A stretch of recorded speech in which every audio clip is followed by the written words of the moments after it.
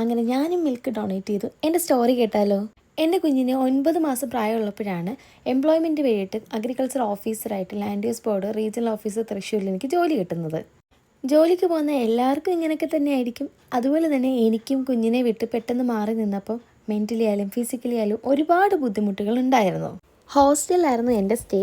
കുറേ അധികം കാരണങ്ങൾ കൊണ്ട് എനിക്ക് കുഞ്ഞിനെ കൊല്ലത്ത് നിന്നും തൃശ്ശൂർ എൻ്റെ ഒപ്പം കൊണ്ടുപോകാൻ പറ്റാത്തൊരവസ്ഥയായിരുന്നു ഉണ്ടായിരുന്നത്.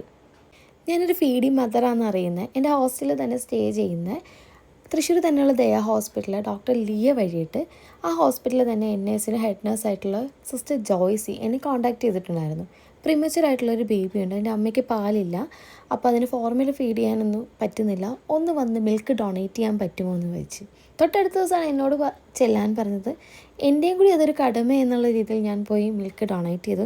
എന്നെപ്പോലെ ഇതുപോലെ ദൂരെ വർക്ക് ചെയ്യുന്നവർ അല്ലെങ്കിൽ കുഞ്ഞടുത്തില്ല, നമ്മൾ എക്സ്പ്രസ് ചെയ്ത് കളയുകയാണ് പലപ്പോഴും ചെയ്യുന്നത് അല്ലേ. അപ്പം ഒരാൾക്ക് ഒരു കുഞ്ഞിനെങ്കിലും അത് പ്രയോജനപ്പെടട്ടെ.